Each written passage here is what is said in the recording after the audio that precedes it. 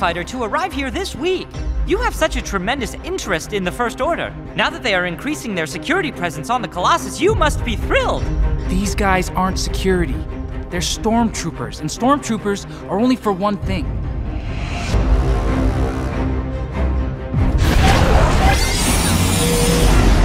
Looks like there was a system here, but there's no star. Those planetoids.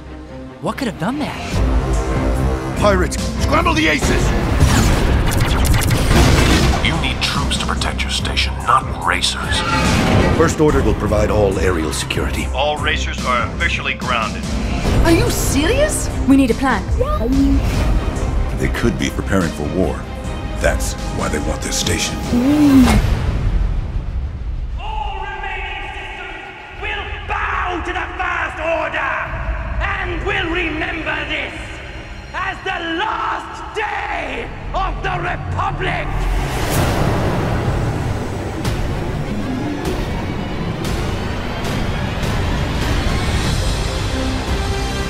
Let's blast some bucketheads! Kazuda, if you can leave Castellon, join us. Keep your head down until things cool off. Tim! The First Order has a way of making people disappear. We are the Resistance now. And we're taking back the Colossus. Hit it, Cal! Hey, frowny faces! After her! Kaz, I'd fight alongside you any day. That is a truly amazing plan!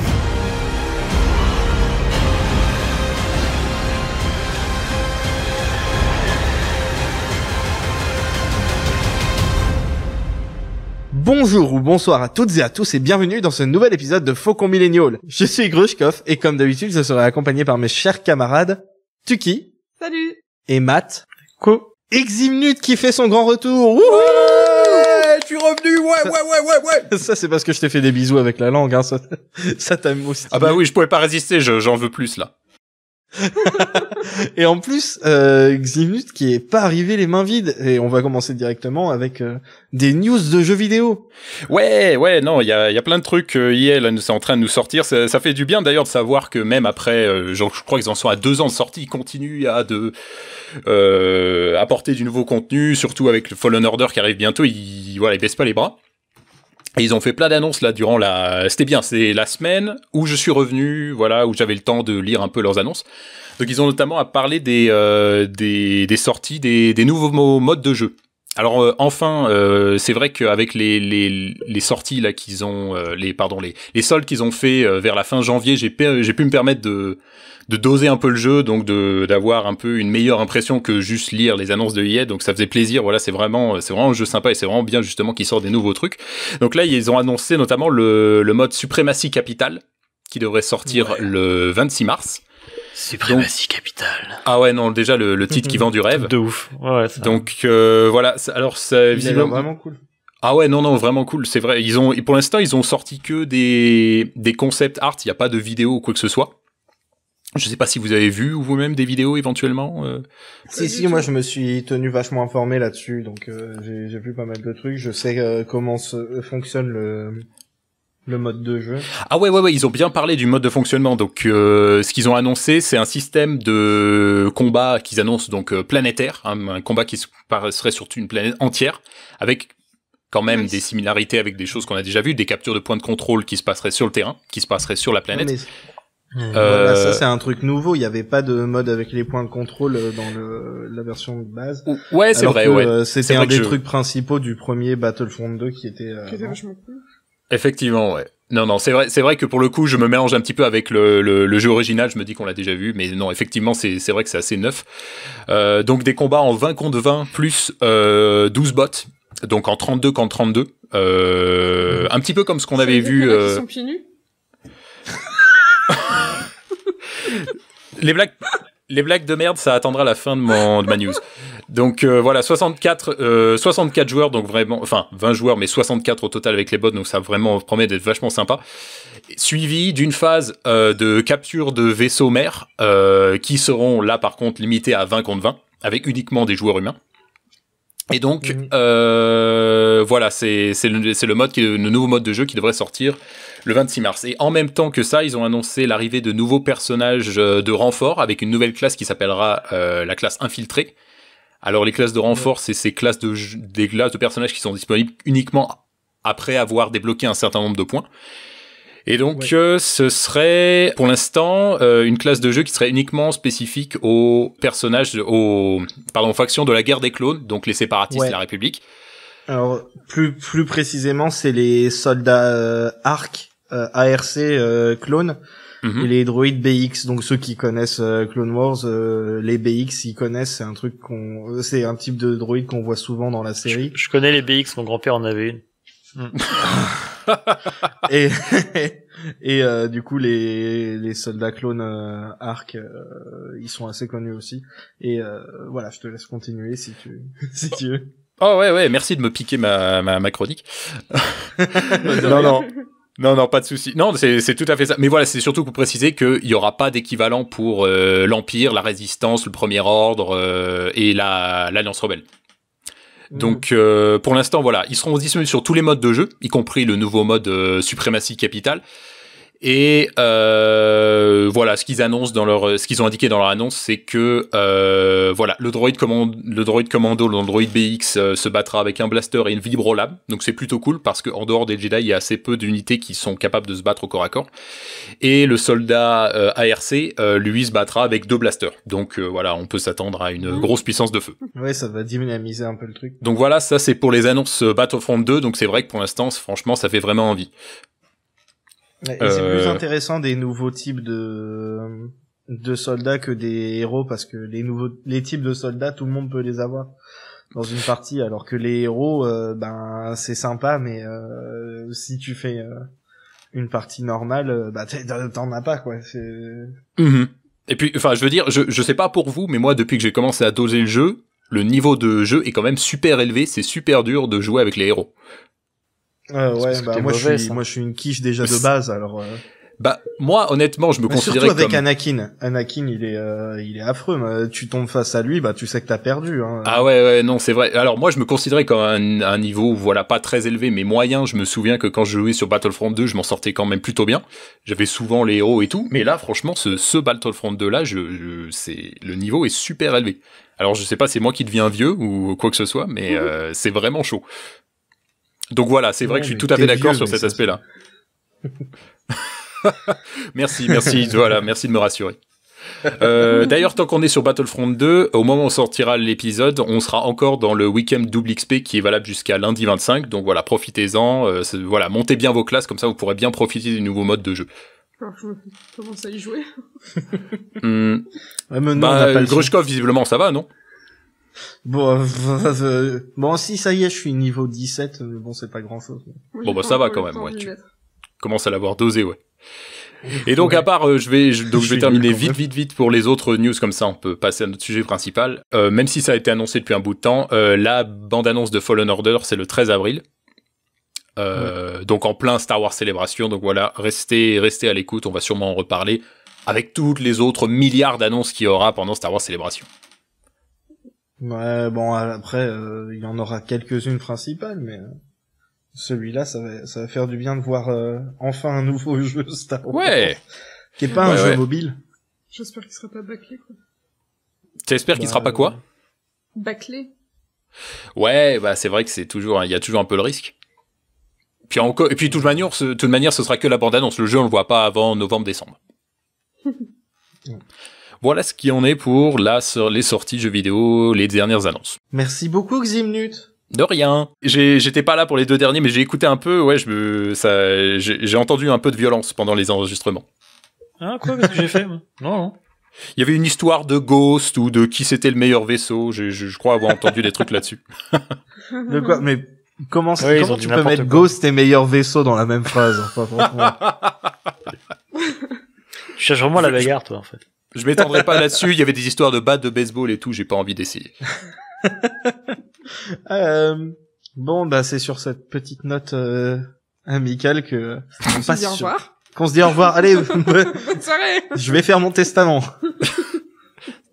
Qu'on passe à à d'autres vaisseaux, des vaisseaux qui vont beaucoup plus vite et qui sont plus petits et un peu plus variés que et colorés. Ghost. C'est les droïdes des Aces dans Star Wars Resistance. Ouais.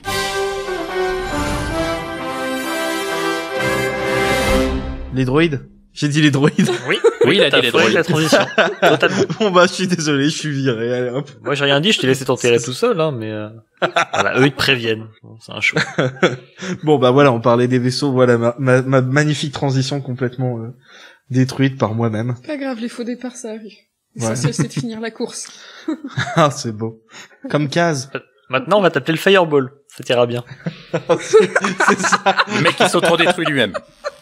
C'est ça. Je passe mon temps à tomber en morceaux. C'est et pas nous donc, qui l'avons dit. Matt, je te laisse un peu présenter la série, vu que tu as la page Wikipédia juste devant tes yeux.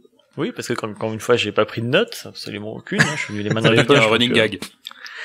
Je crois bien, on est bien parti pour ça, hein, c'est une tradition même, on pourrait appeler ça, et on me laisse donc vous parler de Star Wars Resistance. Donc c'est la dernière série d'animation sortie de chez Disney. La diffusion a commencé le 7 octobre dernier, en 2018, donc, et c'est créé par Dave Filoni, mais il est finalement relativement peu impliqué dans le projet maintenant, pour diverses raisons. Alors, il est à la création, il chapeaute le tout, un peu comme le faisait Lucas à l'époque de Clone Wars. C'est lui-même qui le dit, hein, c'est Dave Filoni qui le dit, parce que lui derrière, il avait un double épisode à enregistrer, enfin à réaliser pour The Mandalorian, et puis les derniers épisodes de Clone Wars également à sortir. Donc voilà, au final, il était à la création, vraiment au début, mais après, même au niveau de la réalisation, il n'est pas impliqué. Du coup, on a d'autres personnes qui sont là pour ça.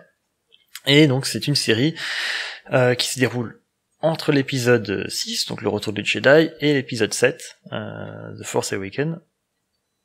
Je me souviens absolument plus du titre français d'ailleurs, tiens, c'est waouh. Pas grave. Le réveil de la force. Le réveil de la force, je te remercie, c'est moi qui suis pas réveillé. Mais donc on suit Kazuda Xiono, un jeune pilote de la Nouvelle République recruté par la Résistance, qui doit espionner le Premier Ordre sur une planète qui s'appelle Castillon, où se trouve le Colossus, qui est une plateforme de ravitaillement en carburant, une ancienne plateforme impériale. Et on l'envoie comme ça, voilà, guetter un peu les allées-venues, les mouvements du Premier Ordre qui chercherait à s'accaparer un peu cette plateforme. Kazuda Xiono, qui est recruté par Poe directement, Poe Dameron, qui est dans la série, et je pensais qu'il serait que dans le premier épisode. Non, il revient même régulièrement, et alors on en reparlera, je pense aussi dans cette partie de l'émission, mais c'est même l'acteur qui vient redoubler son personnage. C'est très cool. C'est Oscar Isaac qui revient doubler Poe. Et voilà, en fait, pourquoi Poe le recrute aussi, ce pilote? Simplement parce qu'il lui faut un pilote plutôt doué pour s'intégrer sur la station, puisque c'est une station où on est vraiment à la bordure de la galaxie, hein. Il se passe pas des masses de choses, il y a un petit peu de commerce, voilà, des petits échanges comme ça. On n'est pas très loin au final même de Takodana. On est vraiment dans le coin, Jakku, Takodana, on n'est pas très très éloigné de tout ça. Vraiment en bordure. Et dis donc, entre Batuu, Jakku, Castillon, ça commence à avoir beaucoup de monde au bord de c'est plus vraiment voilà. On est censé être paumé, mais en fait il y a la moitié de la galaxie qui traîne dans ce coin-là. Mais et ils sont paumés tous ensemble. Ils sont paumés tous ensemble. Il y a un point, un spot comme ça de 4-5 planètes, et après vraiment non, après c'est le désert. Ouais. La galaxie en fait, il y a Coruscant au centre et le reste c'est un grand vide. Et juste la bordure. Et donc pourquoi Kaz? Simplement parce que il est plutôt bon pilote, et que sur cette plateforme même, comme je disais, il se passe en fait simplement des courses de vaisseaux. Donc l'idée c'était qu'il s'intègre en tant que pilote dans ces courses. Et la plateforme est défendue par 5 des meilleurs pilotes qui participent à ces courses, qui sont donc les Aces, Aces en anglais, qui sont le top de la crème de l'élite des pilotes de la planète. Oui. Avec Hype Faison, qui est joué par Donald Faison, qui est dans... Mais grille pas les étapes, j'allais en parler plus tard. Oh, pardon, mais je savais pas, moi. Je croyais que t'avais rien préparé. Il en pète son matériel en plus. Alors, en fait, j'ai renversé ma bière, je suis très triste. C'est pas possible. Hop là. Bon bah vas-y, alors je te laisse continuer. J'essayais de dynamiser le truc en discutant avec toi, mais... Bon. Ah non, là c'est toi qui continue, faut que j'éponge la bière en fait. Donc la série commence par un double épisode dans lequel on voit Kaz qui se fait recruter par Poe, et puis du coup qui vont sur Castillon. Il y a un petit caméo de Leia dedans, mais je crois qu'elle dit rien dans ce premier épisode. Il se fait un peu recruter de façon comment dire il se fait un peu recruter à l'improviste quoi. Enfin je pense pas que Poe avait prévu de le recruter et c'est un peu lui qui est arrivé là. Non, parce que le tout premier épisode commence sur Kaz et quelques autres, parce que Kaz à la base c'est un pilote de la Nouvelle République. Dans des superbes X-Wing modèle T4, c'est ça, T85 je crois, par rapport au T65 de la trilogie originale. C'est des T90. C'est des T90. Oui, encore plus récent que ceux de Poe dans... C'est un Nimbus 2000. En fait, je croyais que Poe il avait un 75. C'est chiant, c'est une dénomination avec des numéros, on dirait des cartes graphiques, là on s'y retrouve plus. J'avoue. Il a un T1000. Bref, ils sont dans leur vaisseau et avec sa petite patrouille, ils attendent que Poe vienne leur donner des informations sur le First Order, et ils se font attaquer par un pilote du First Order qui est le Major Von Reg dans son ça ressemble à un taille intercepteur, pour ceux qui voient, c'est ceux qui ont les ailes un peu allongées triangulaires un peu. Ouais. Mais et tout rouge. Ce qui est extrêmement stylé. Ouais, surtout que justement les couleurs de la Nouvelle République, c'est vraiment bleu, plusieurs nuances de bleu, et du coup ça, je trouve que les couleurs sont bien. Et voilà, et du coup ça, je crois que Kaz perd tout le monde. Et alors non, du coup, il va avec non. Alors moi je précise tout de suite, j'ai regardé les 3 premiers épisodes ce matin. Et c'est tout ce que j'ai vu de la série. Donc au moins les premiers épisodes c'est frais, mais après dès que ça va partir à partir du 4e, je pourrai plus vous aider. Donc ce que je me rappelle d'avoir vu, c'est que donc ils sont poursuivis par le mec et il leur dit qu'il a un plan, il leur ordonne de s'en aller, de le laisser tout seul face au mec. Mais ils se font pas descendre. D'accord, j'avais oublié. Ouais, tu vois, moi j'aurais dû le revoir. Et puis, voilà, je peux vous aider pour les 3 premiers. Après, vous êtes tout seul. Donc ils arrivent sur la plateforme Castillon avec Poe, parce que Poe connaît quelqu'un là-bas, qui est Jarek Yeager, qui était un ancien pilote de la rébellion, qui a participé à la bataille de Jakku, comme on peut voir dans un des premiers épisodes. Et bon bah c'est le vieux qui a bien roulé sa bosse, qui râle un peu, qui a pas vraiment envie de faire ça, mais qui accepte quand même parce que bon bah voilà, c'est Poe. C'est-à-dire, qui peut refuser des trucs à Poe? Il a détruit pratiquement toute la flotte de la Résistance et personne lui en veut à la fin. Donc voilà, à partir de là, tu te poses pas trop de questions. Mais du coup, au lieu de faire de Kaz un pilote, Yeager décide de l'accepter, mais en tant que mécano. Et du coup, de lui faire réparer des vaisseaux, même si très vite, Kaz participe à une course face à Tora Doza, qui est la fille du capitaine de la plateforme, le capitaine Doza, qui est une super pilote, et qui arrive qui devient sa femme, et qui arrive à le battre à la fin du premier épisode. Voilà, ils font une course ensemble. Dans l'équipe du coup de Yeager, il y a Tam, qui est une petite, une jeune mécano aussi, qui est apparemment très très douée. Niku, qui est un alien. Alors zut, je me souviens plus du nom de la race. Espèce. C'est un Nikto, voilà. Niku, c'est un Nikto, donc. Ça me dit quelque chose. On les voit ailleurs, les Nikto? Oui, on les voit ailleurs. D'ailleurs, justement, on en voit pas mal dans Battlefront 2. Il y a notre chat qui ronfle, donc s'il y en a bizarre, c'est normal.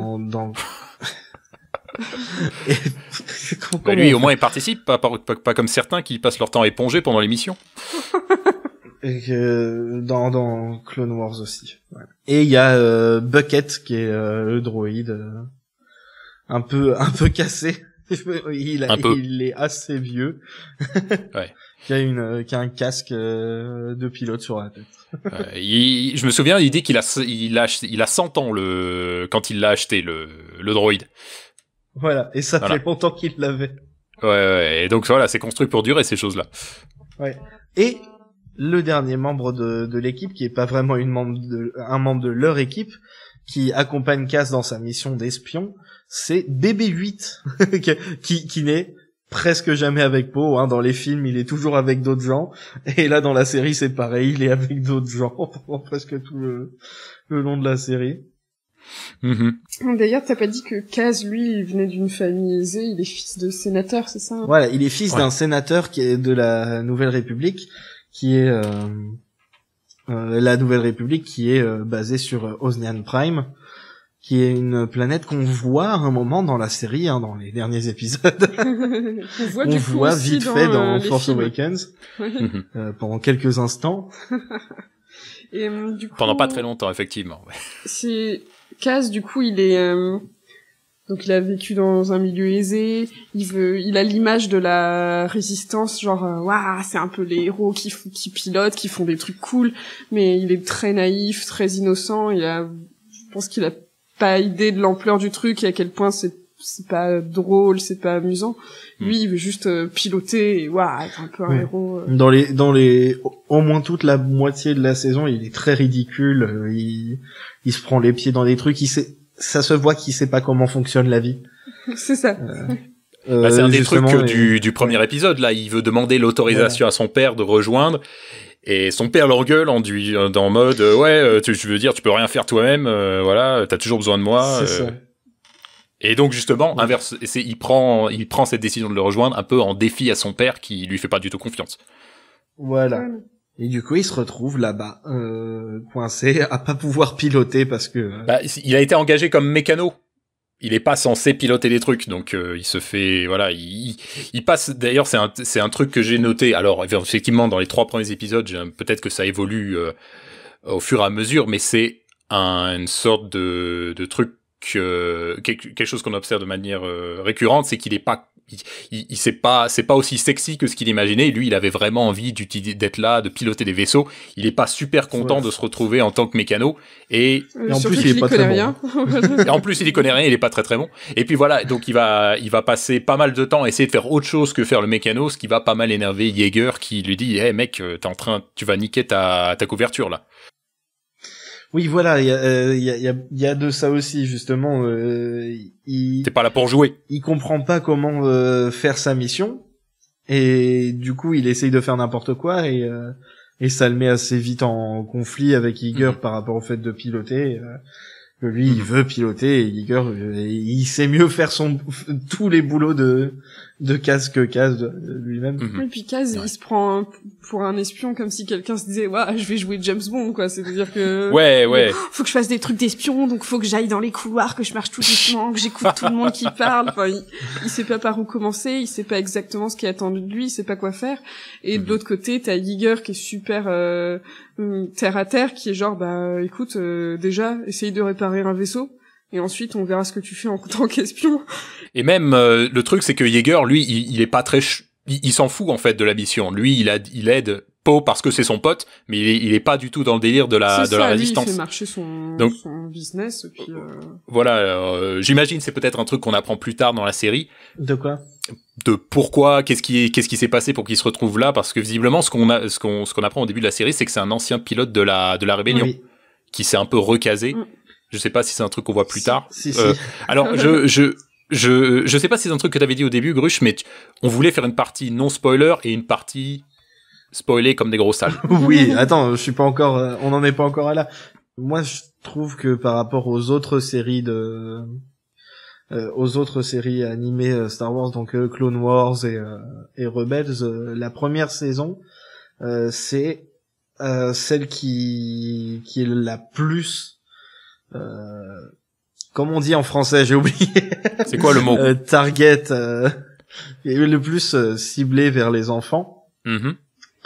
Et mais en même temps qui est la mieux réussie, je trouve, des trois. Il y a même les épisodes filler apportent quelque chose aux personnages, comme l'épisode de Bibo dont on parlait tout à l'heure en dehors du truc, parce que ça permet de voir un peu Niku, et puis ça développe pas mal de trucs. Voilà, un peu comme Clone Wars, mais je trouve en mieux fait, en tout cas en termes de première saison.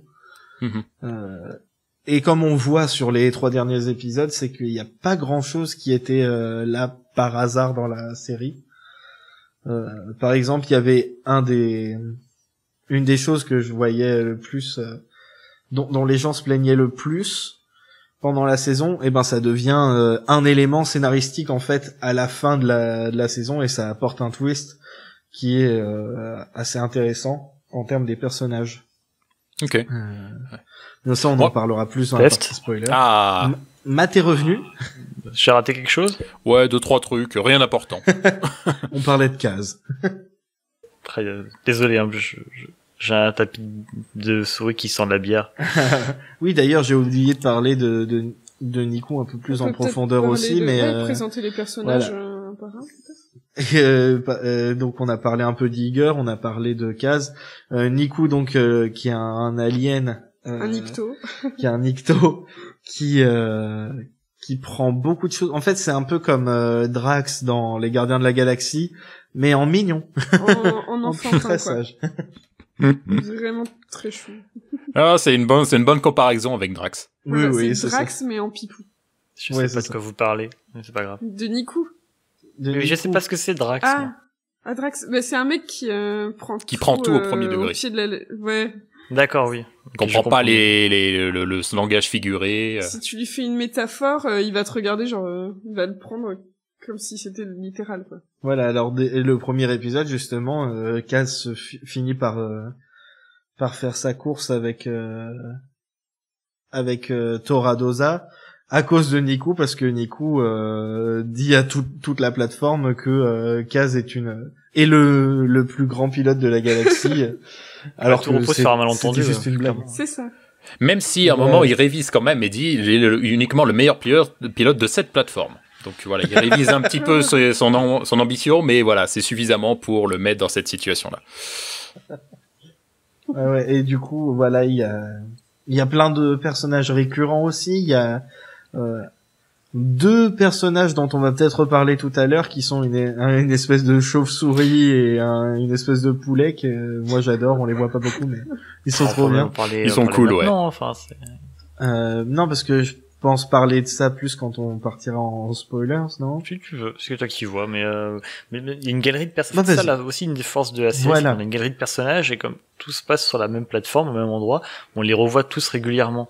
Voilà. Il y a même un personnage, c'est le gars qui lave le sol, et ben, il a un petit arc. Il a son propre background, il a son petit arc, et il y a trop aussi bien. l'espèce d'alien bleu, un peu chelou, un peu ambigu. Qui est comme un des pilotes de Podracer, de la menace fantôme, mais je connais pas son espèce.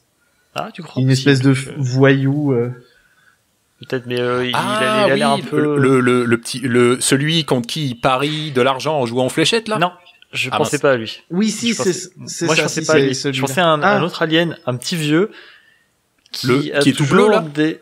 Un petit vieux bleu, ouais, bleu. Il lui propose de rester plus. chez lui, là, quand il en a marre de rester avec Yeager, et voilà, il a toujours des propositions ouais. légèrement malsaines, effectivement, et il revient régulièrement, pareil, le long de la série. Enfin, il y a plein de persos comme ça qu'on revoit ponctuellement, et bah, c'est cool, ça participe à créer l'univers, c'est très sympa. Il y en a qui sont plus développés que d'autres. Tanzi qui est super cool aussi. Oui. Ouais, celle qui s'occupe de du bar slash cantina de la station. Ouais, très stylé. Qui est de la même espèce que comment il s'appelle? Que Uncarplut dans l'épisode 7, hein, celui qui demande des portions comme ça. Hein. Arrête. Qui essaye de racheter BB-8. Donc elle fait partie de la même espèce que lui. Une espèce de blobfish. Hein. Ouais, bah elle est moins blob. Elle est beaucoup plus badass aussi. Et oui, et pareil, bon, on voit un peu moins les Aces, mais justement, on les voit moins parce que eux, ils font partie de The High Tower, je sais pas comment ça se dit. C'est un peu l'élite, hein, mais voilà, eux, ils sont dans la partie mais on est pas loin quand même. Ouais. Ils vivent dans la partie propre de la station, qui est plus haute, ils ont des gens qui les servent, Tora, qui est la fille du capitaine de la plateforme, bah elle a son petit chien, son droïde. Elle a l'équivalent du chihuahua américain, sauf oui, que c'est ça. Il est moche. Il est moche, il a 6 pattes. Comme les chihuahuas. Il a l'air con. Alors, juste une toute petite parenthèse. Donc, effectivement, l'alien auquel tu pensais, Grushkov, il est bien un des pilotes. On voit cette espèce dans les pilotes dans l'épisode 1. Ouais. Bien sûr, je sais de quoi je parle. C'est Rat Tyrell. Si vous vous souvenez, c'est celui qui se crache contre une grosse colonne de pierre dans le grenouille. Ouais, tout à fait, ouais. Et donc voilà, il se crache dans la section dans la grotte. Voilà, il y a une scène assez rigolote dans l'épisode 1. Voilà, fin de la parenthèse. Il y a énormément d'espèces extraterrestres comme ça qu'on retrouve même en arrière-plan qui sont disséminées dans la série. Et comme Rebels, on a des clins d'œil de partout. C'est juste hallucinant. Il y a vraiment un soin apporté à ça qui est assez fou. Que ce soit un décor d'une pièce, la taverne d'Onzi, que ce soit un vaisseau. On a encore des, je crois que c'est les vaisseaux de Star Tour. Non, c'est pas les vaisseaux de Star Tour, je confonds avec autre chose. Mais il y a des navettes qu'on voit encore apparaître, alors qu'elles ont plus de 30 ans. Dans le background de l'univers, il y a plein de choses comme ça disséminées de partout qui sont excellentes. Ouais. Et bon, après, voilà, la série, elle est bien. La première moitié de la saison, elle sert justement à développer tout ça. Et dans la deuxième partie de la saison, il y a un truc qui se passe. Je et sais on pas voit si un peu comment tout le monde. Si j'ai raté ça, mais c'est le même, c'est un peu le même déroulé que les premières séries Star Wars. On a toujours une première saison un petit peu molle, voilà, on introduit, on crée un peu de background, on essaie d'installer un peu les personnages avec des fillers, et derrière, après, ça commence vraiment à démarrer. Sauf que là, ça a démarré en milieu de saison, quoi. Voilà, c'est ça.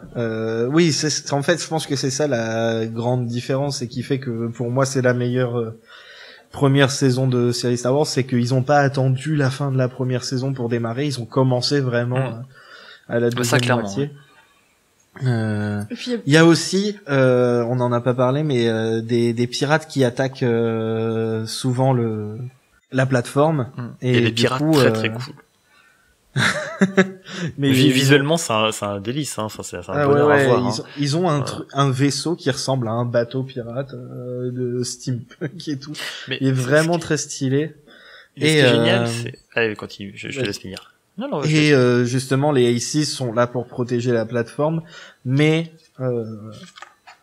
certains pensent que ça suffirait pas, et du coup, on introduit d'autres personnages qui veulent venir sur la station, et du coup, c'est le Premier Ordre. C'est surprenant. Oui. Je suis bluffé. Ce qui est bien aussi, c'est la variété des personnages. On se retrouve pas comme dans la plupart des trucs avec la majorité c'est des humains et puis il y a vite fait des aliens qui donnent des coups de main ou qui sont voilà. Là, la plupart, il y a énormément d'aliens et même les humains sont vraiment très différents et c'est pas par exemple que des blancs ou que des mecs. Il y a vraiment, il y a plusieurs âges, il y a plusieurs classes sociales, on va dire, entre guillemets. Il y a Kaz qui est riche, tous les autres, c'est des gens qui se sont débrouillés sur la plateforme. Enfin, plein de... Comment dire pas des croyances, mais Yeager, c'est un ancien de la rébellion qui a pris sa retraite. Kaz, c'est un qui veut être à fond dans la résistance.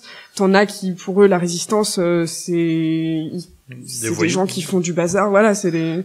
Il y a même des anciens impériaux. Il y a un des Aces qui est un ancien impérial, et il y a un autre personnage dont on parlera dans la section spoiler qui est un ancien impérial aussi, et ça crée certaines dynamiques assez intéressantes aussi. Et ils cohabitent tous ensemble comme ça, et c'est plutôt cool. Voilà, justement, et à la fin de la saison, sur les épisodes finaux, on voit que ce qui importe, c'est pas là d'où tu viens, c'est ce que tu veux faire. Ça, c'est de façon générale, entre guillemets, le cast, mais la diversité qu'on a de personnages, ça fait vraiment partie de... Je pense que la série est très généreuse, en fait. C'est ce qui pourrait décrire une série, je sais pas si vous en avez parlé, mais qui est quand même très cartoon, finalement, qui peut vraiment se regarder très jeune. Oui, ça, j'ai parlé. On a des gags, voilà, c'est visuel, c'est rigolo, des fois c'est un peu prout-prout. C'est vraiment cartoon. C'est pas prout-prout en plus, c'est pas du Jar Jar. Je crois qu'il y a eu 2-3 blagues caca. Ah ouais? Il y a eu 2-3 blagues caca quand même, je crois. Bon. Jar Jar, il en fait plus on vite. était pas loin. Mais, c'est très coloré, on a une direction artistique qui est très péchue, on aime ou on n'aime pas, mais voilà, ça attire l'œil pour les enfants, c'est cartoon, ça bouge bien, c'est bien animé. Ouais, moi, les petits, ils sont... On a tout ça, et à côté de ça, quand toi t'es un peu plus vieux, un peu plus fan de Star Wars, que tu connais un peu tout ça, tu vas passer ton temps à voir des références, à voir des aliens que tu connais, des races aliens que tu connais, à voir des vaisseaux que tu connais, à voir des bouts de vaisseaux que tu connais, ou des symboles sur les murs, des trucs. Tu vas passer ton temps à repérer les choses. On parlait rapidement des pirates tout à l'heure.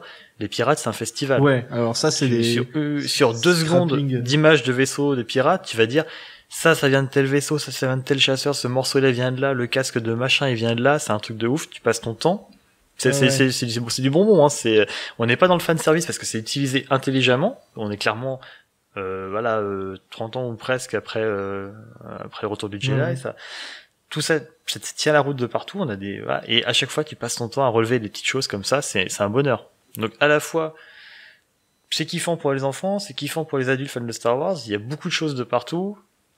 C'est une série qui est généreuse en fait, hein, simplement. Même les épisodes où il se passe pas énormément de choses, même les épisodes filler, ça reste cool parce que tu passes ton temps à voir des choses. Il y a même des éléments, voilà, des droïdes ou des vaisseaux qui sont inspirés de concept art qui ont pas été retenus pour d'autres films. Ouais. Donc même là, tu vas passer ton temps à voir des choses qui vont revenir. Ah, ça, je l'ai déjà vu, c'est trop cool qu'il l'ait mis dans la série.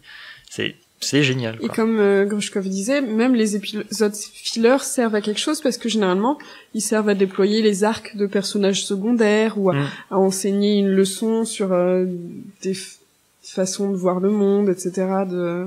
De pas juger les trucs. Les fillers, ils servent à amener du background aux personnages ou à les construire un peu plus. Ouais, là, que dans les épisodes où il se passe des choses, on se concentre plus sur l'action.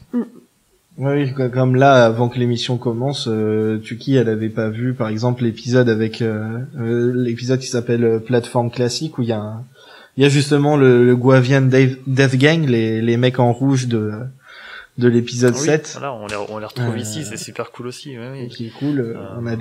On a plein d'unités bébés aussi, comme BB-8. Enfin, des même unités rondes. On a le pilote, à chaque fois qu'on enregistre, c'est fou, je perds les noms. Le pilote qui est de la même espèce que Plo Koon, je sais pas si ça vous reviendra. Le pilote qui est tout en jaune, Yellow Ace. Ah, celui qui a la peau verte là. Ouais. Attends. Qu'est-ce que vous cherchez?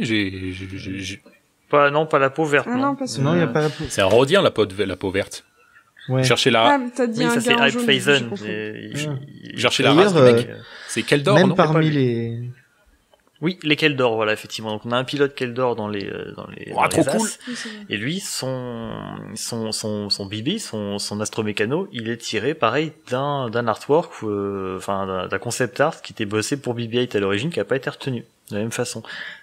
Il est différent, il a une espèce de chenille en fait qui fait le tour de son corps au centre. On le reconnaît tout de suite, et voilà, lui, on le voit à peine dans la série, mais il est sorti de ce concept art. Il y a plein de choses comme ça, de partout. Qui est de la même race que Grido. Oui, alors il y en a plusieurs, c'est ça. Ah, c'est les Rodiens, ça. Voilà, justement.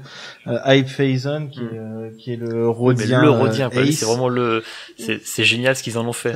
je sais pas avec qui les potes, Donald Phazon, mais pour qu'il y ait un perso qui porte quasiment son nom dans une série Star Wars et qui est animé comme lui, quoi, on pourrait Mais il dire. est très fan de Dave Filoni, il me semble, il en avait parlé, déjà. Et, du coup, je pense que c'est venu de là. Parce que Alf Faison, c'est juste Donald Faison en vert, quoi. Hein. C'est ça. On a la même énergie au niveau de l'animation, on a les mêmes mimiques et au niveau du doublage, il a 200%. Mais tous sont vraiment bien. Même Poe, Oscar Isaac, moi je me disais bon bah il va venir, il va prendre son cash et tout, et en fait non, il y va à fond. Il y a vraiment des scènes hilarantes. Il est vraiment impliqué dedans. Avec ça, mais c'est des scènes qui marcheraient pas s'il les jouait pas bien. Il y a un moment où ils sont en train d'espionner sur une planète et puis Kaz fait n'importe quoi et il fait Kaz, arrête. Et après il fait bon vas-y, tu tires pas dans le pied. Et Kaz se casse la gueule. Il fait franchement. C'est vraiment mais l'alchimie marche bien entre les deux acteurs, hein, les deux acteurs qui font Oscar Isaac et le doubleur l'acteur plutôt qui fait Kaz. Je ne connais pas Christopher Sean, mais il se débrouille très bien d'ailleurs. Il est très chouette. Au début, je le trouvais pas un acteur légèrement agaçant, mais ça marche en fait qu'il soit agaçant. En fait, c'est parfait simplement. Donc oui, c'est génial, même au niveau du voice acting, c'est top. Gwendoline Christie, elle, bon, pour l'instant, parce que oui, on l'aperçoit, mais on spoil pas, là, il l'avait annoncé dès le début, hein, mais c'est un plaisir de la réentendre en phase main, hein, c'est juste top, elle est toujours dans le personnage, c'est très cool. Ouais. Mais à côté de ça, même le casting voix de façon générale, il est 4 étoiles. Oui, ils sont tous à fond, même les personnages tertiaires. On a 2-3 persos, c'est pas des guests, mais c'est des gens connus. Il y a Jim Rash qui jouait dans Community, qui jouait le doyen dans Community, qui vient faire un personnage dont on parlera après, mais c'est pareil, il est fabuleux. Voilà, un poulet. Flix. Alors, est-ce qu'on est en train de dire que personne n'a regardé la série en VF? Je crois qu'elle a même pas fini d'être diffusée en VF, hein.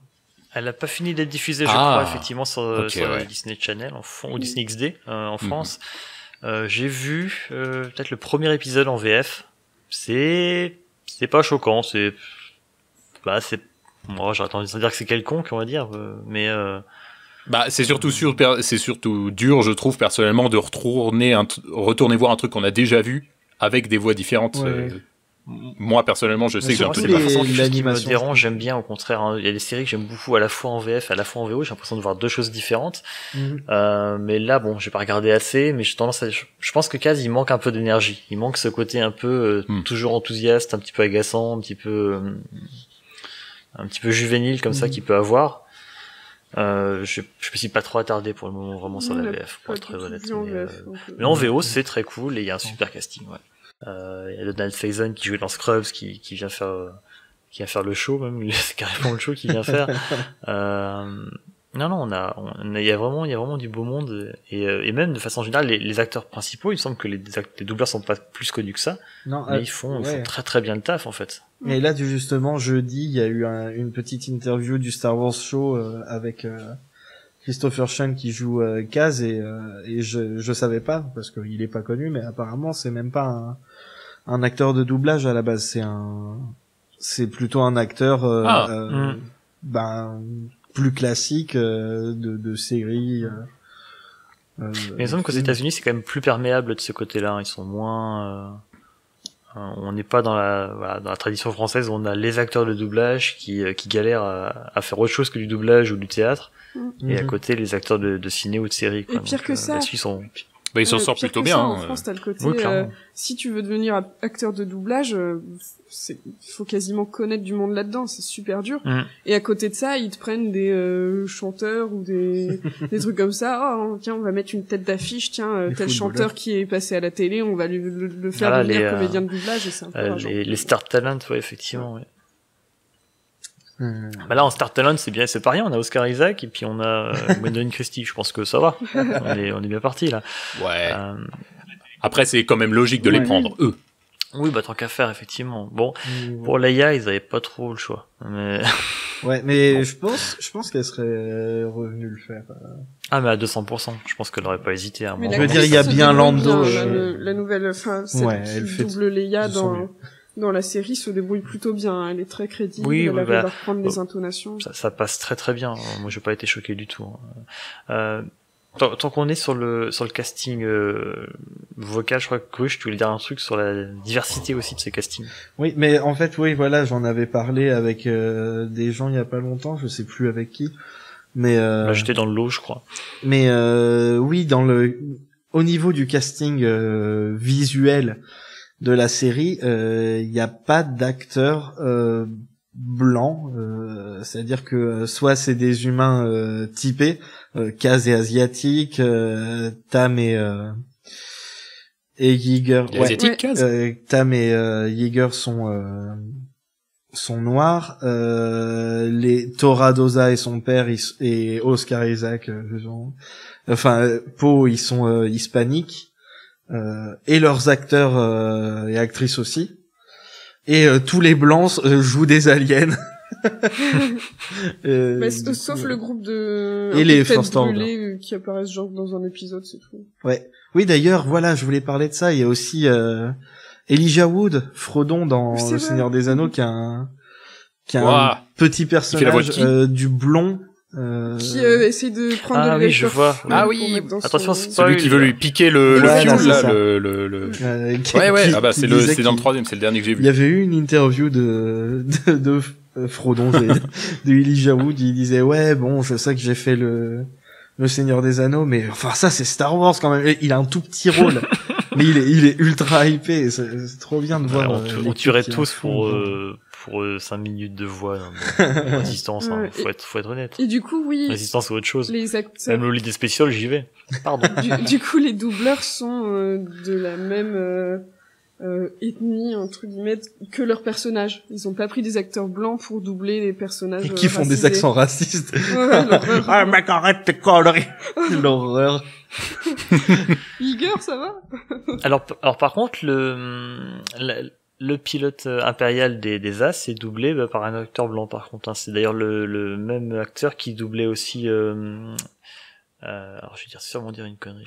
Mais c'est Tarkin, un mec blanc. Tarkin dans Clone Wars et dans Rebels, qui a dû faire aussi Palpatine et Obi-Wan par moment dans ces séries-là. Donc il revient là refaire comment il s'appelle, le Griff, je crois, le pilote impérial. Mais justement, c'est ce que je disais. En plus, c'est un vieux mec blanc et voilà. Voilà, les acteurs blancs, c'est impérial. Donc je disais, oui, voilà, justement, les acteurs blancs, c'est soit les aliens, soit le First Order. Ou des impériaux. Ou l'ancien impérial. Faudrait vérifier sur le First Order, mais il y a un personnage qui apparaît dans les 3 derniers épisodes. Qui est en plus, je crois, indonésienne, si je dis pas de conneries. Pour l'actrice, je ne sais pas. Mais enfin voilà, ils essaient de faire vraiment de faire attention à ça, et c'est plutôt cool, hein, c'est plutôt chouette. Même dans Rebels, je crois qu'il y avait un effort de fait là-dessus aussi. Ouais. Mais et bizarrement là, j'ai entendu personne râler là-dessus, alors que si ça avait été fait en film, là t'aurais eu les torches, les fourches et tout. Oh là là, ils diversifient dans Star Wars. C'est ça. Qu'est-ce que c'est que cette horreur? Non mais là ça va, ils sont contents. Le personnage principal c'est un garçon, tout va bien. Ouais. Il a l'air blanc, mais en vrai il l'est pas. C'est vrai qu'honnêtement, avant que tu l'en parles, ça m'a personnellement, ça m'a pas sauté aux yeux. C'est parce que les couleurs sont saturées. Quand il est en plein soleil. Voilà. Bref, on va peut-être bientôt passer à la partie spoiler. Alors, ce qu'on peut dire, c'est que, voilà, moi j'ai déjà donné un peu mon avis sur la série. Aussi, on peut dire que les personnages féminins sont pas sexualisés et qui sont pas comme Ahsoka. Sont divers. On a une qui est du First Order, on a la jeune mécano qui rêve de devenir pilote aussi, on a la fille du chef de la plateforme qui est une pilote aussi. Et qui du coup a plein de privilèges. Ouais, il y a la pirate. Sinara. On n'en a pas parlé, mais c'est un personnage qui est assez important aussi.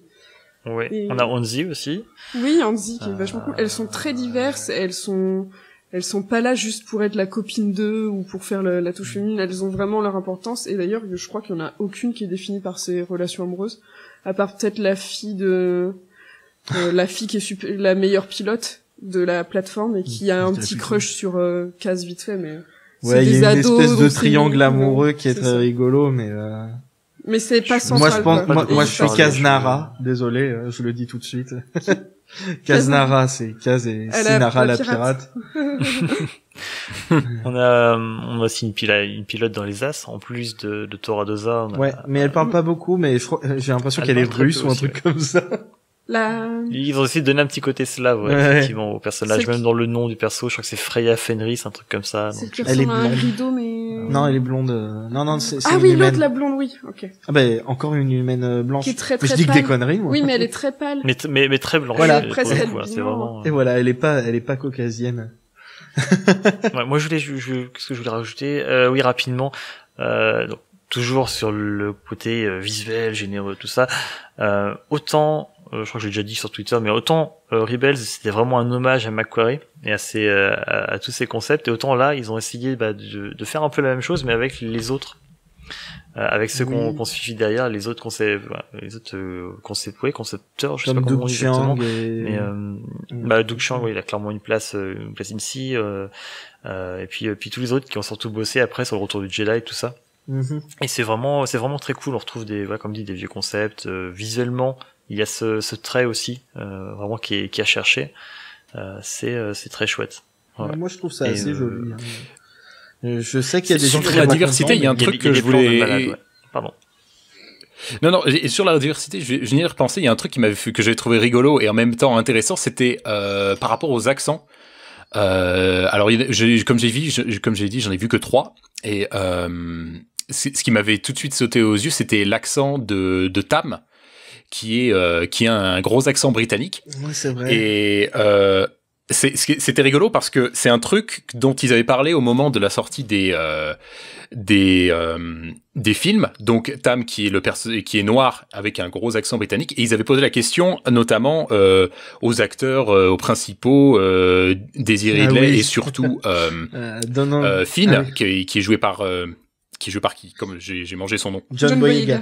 John Boyega, qui est aussi britannique, qui n'a pas du tout un accent britannique, et il leur avait posé la question quand il était c'est un talk show célèbre en Angleterre, et pourquoi justement il n'avait pas gardé cet accent britannique, et ils en avaient parlé, ils avaient trouvé que ça allait peut-être pas très bien avec la crédibilité du personnage. Et là, j'avais trouvé ça rigolo et cool, surtout qu'ils aient gardé l'accent britannique pour un personnage noir. Ils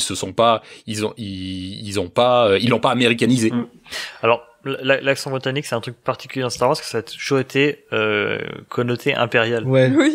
C'est-à-dire que pour la Guerre des Étoiles, tous les acteurs qui jouaient les impériaux dans le premier film, c'était des acteurs britanniques engagés sur place, et ils avaient tous cet accent, contrairement à Mark Hamill et aux autres personnages. Ouais. Et il y avait ce côté, t'entendais un accent britannique, vraiment, c'était ça, c'est l'accent impérial, quoi. Donc, est-ce que Tam a de la famille qui était dans l'Empire? Oui, son grand-père bossait pour l'Empire. Elle en parle vite fait dans un épisode. Mais, d'ailleurs, du coup, pour revenir sur les accents, explique des choses.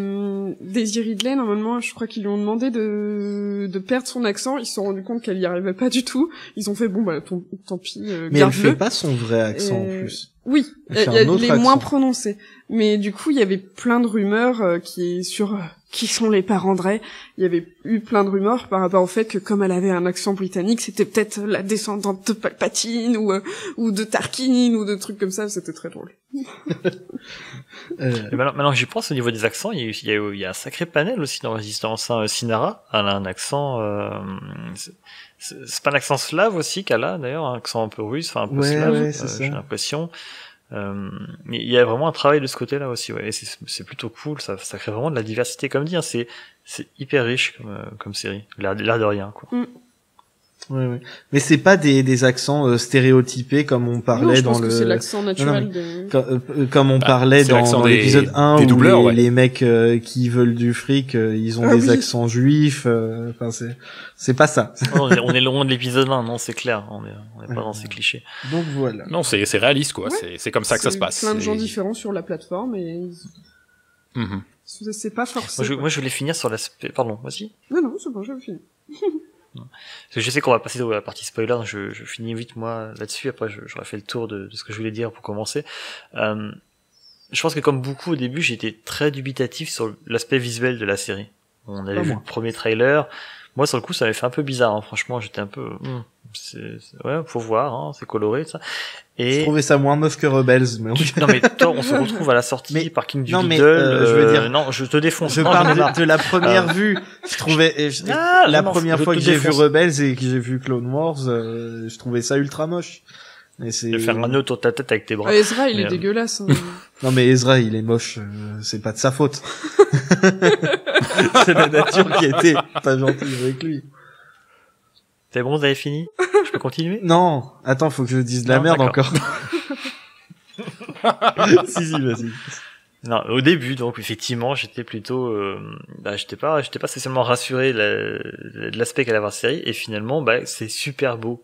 C'est vraiment excessivement beau, surtout les plans d'ensemble, en fait. Il y a des plans, par moments, qui sont juste malades. Des vues de loin du Colossus, des plans sur des vaisseaux qui sont absolument magnifiques. Mais les vaisseaux, t'es biaisé quand même. Parce que j'aime bien les vaisseaux. Ben oui. Mais forcément. Non, mais vraiment, dans la composition, dans les couleurs, dans la... On te montrait une pédale de frein, tu serais là, oh mon dieu! Tout de suite. Mais, mais même la construction de ces plans, c'est juste très très beau. Vraiment, c'est magnifique. Il y a des beaux plans dans l'épisode. Le dernier épisode, c'est un truc de malade aussi. L'épisode avec Bibo, effectivement. En plus, c'est un épisode où, au niveau temps d'écran pour les As, on a quand même de quoi se servir. Ouais. C'est fou. Parce que là, je parle de plans même plutôt statiques. Hein. Je veux dire, des moments où on met sur pause, on est là, oh, c'est joli. Mais il y a de l'espace. En action, vraiment, quand c'est animé, même, il y a des passages qui sont aussi fous, hein, des passages dans l'espace avec Poe par moment ou avec les As sur sur Castillon. C'est juste magnifique, ça bouge super bien. Il y a vraiment ce côté dogfight, même s'il n'y en a pas énormément finalement pour cette première saison. C'est quand même super joli, hein. La série est vraiment très belle et j'ai l'impression quand même qu'il y a un gap en fait à un moment donné. Autant peut-être les 2-3 premiers épisodes c'est pas les plus jolis et ça fait que s'améliorer tout du long. J'ai ressenti ça un peu quand j'y pense maintenant. Ouais, mais même au niveau de la lumière, des trucs comme ça, ça évolue beaucoup au fur et à mesure. On sent qu'il dose de mieux en mieux la lumière. Ouais. Au début c'est très saturé. Ils ont voulu faire un truc très contrasté et ils adoucissent ça un peu au fur et à mesure. Est-ce que c'est voulu pour amener vraiment, au début on est un peu dans la souciance, c'est très le fun. C'est ce que je pense. Pour glisser vers quelque chose ça pourrait être ça. Et mais tu le dis, effectivement, ça pourrait vraiment être ça, et si c'est ça, c'est super bien. Même au niveau des environnements dans lesquels ils sont, justement, on va parler du final bientôt, mais justement, le final, même si ça reste un show pour enfants, il se passe beaucoup dans des endroits sombres, jusqu'à un moment à la fin, parce que c'est là qu'on se dit, mais en fait, tout va bien, et puis... là, on se retrouve enfin en plein air avec un beau soleil. Même parce que même les passages qui se passent à l'extérieur quand on s'approche de la fin, c'est souvent au coucher de soleil ou des trucs comme ça, et du coup on voit c'est moins lumineux ou sous l'eau. Du coup voilà, parce que c'est une plateforme. Je sais pas si on l'a dit, mais la plateforme elle est sur l'eau, enfin dans l'eau. Parce que Castillon est une planète océanique, effectivement. C'est ça qu'on l'a zappé. Il y a plein d'animaux aussi. Alors moi, juste avant qu'on passe la partie spoiler, j'avais aussi un truc à faire sur des trucs qui peut-être m'ont un peu moins emballé sur la série, qui sont des trucs généraux. Et comme je dis encore une fois, basé sur les 3 premiers épisodes, peut-être que ça change après. J'étais tout à fait d'accord, sur l'aspect, c'est vraiment très très beau. Même les couleurs pétant et tout comme ça, je trouve que ça jure pas du tout. C'est vrai qu'on est habitué à un Star Wars un peu plus dans les sombre, gris, tout ça, même si ça commence un petit peu à changer avec les nouveaux films. Et ça, non, là, vraiment, les couleurs... non, là, les couleurs, c'est partout, c'est classe. Il y a un truc qui m'a un petit peu embêté. Je trouvais que les décors manquent un peu de vie. Des fois, je trouve que ça fait un petit peu vide. Alors, il y a des personnages T'as pas vu Rebels, toi? Mais ça manque un petit... alors, ouais, j'ai pas vu Rebels. Ça aurait changé mon appréciation du truc. Pourquoi c'est vide? Il fait exprès. Non, mais écoute pas. Rebels a beaucoup d'environnements assez plats, assez vides dans les premières saisons.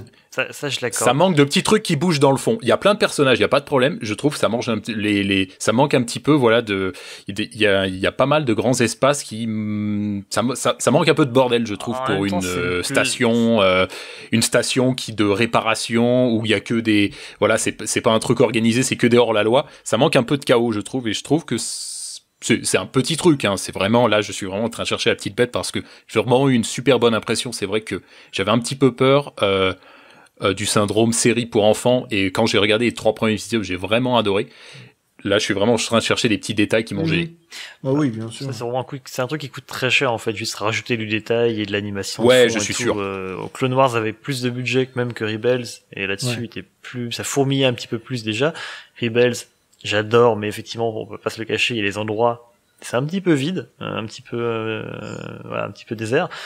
La Résistance, l'avantage c'est que c'est un petit peu confiné, quoi. On a une place du marché qui est globalement assez vivante, on a la taverne d'Onzi qui vit pas mal aussi, on arrive à amener de l'ambiance, effectivement. Après, au niveau des couloirs, tout ça, c'est déjà un peu plus calme, ouais.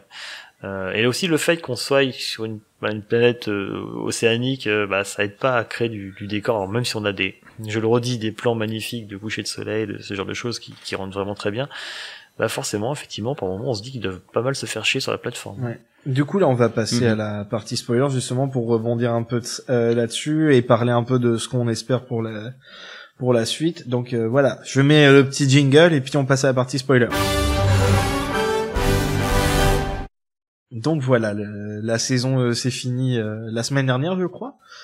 Oui, c'était trop bien. Et donc c'était trop bien.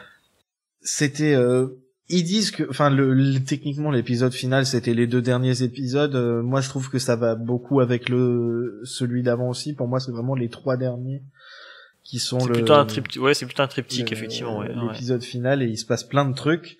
Donc comme on a dit au début de l'épisode, Kaz vient de Osnian Prime, son père est sénateur, et en plein milieu de l'épisode final, on a notre cher général Hux qui apparaît en hologramme devant quelques Stormtroopers qui sont arrivés sur la plateforme.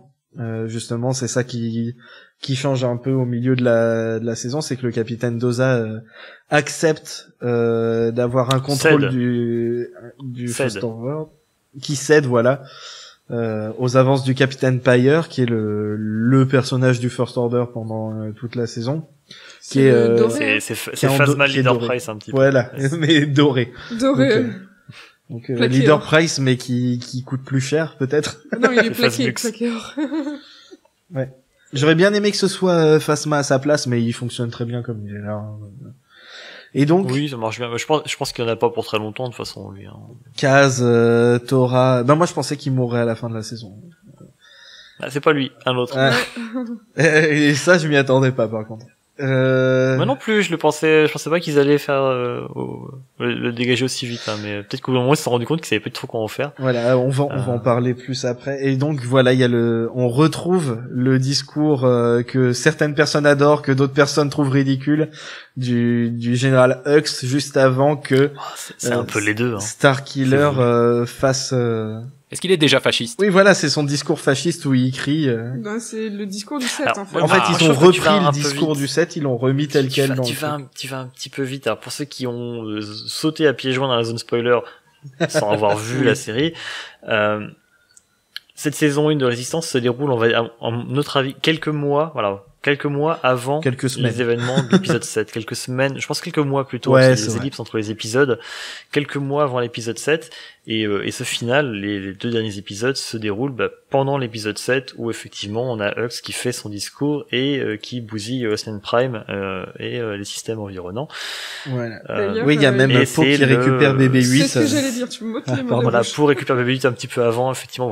Voilà, on sent que tout se met en place pour que l'épisode 7 puisse se dérouler en parallèle. Le dernier épisode de Poe est un de mes préférés d'ailleurs. Et je pense que c'est clairement un moment charnière. C'est un moment charnière du film, mais aussi de la série, alors, clairement. Oui, c'est un peu tard pour une charnière pour la série quand même. Mais non, c'est pour les saisons d'après. Bah oui. Oui, c'est vrai. C'est renouvelé déjà pour la saison 2, c'est déjà prévu. La saison 2 déjà renouvelée. Ouais, toi t'as pas vu comment ça se passe. Donc voilà, t'as Kaz qui assiste en direct. Je suis désolé, une charnière au dernier épisode, c'est un peu tard. Mais bon. Mais c'est pas le dernier. Bah tu verras. Non. Du coup, vas-y. Ouais.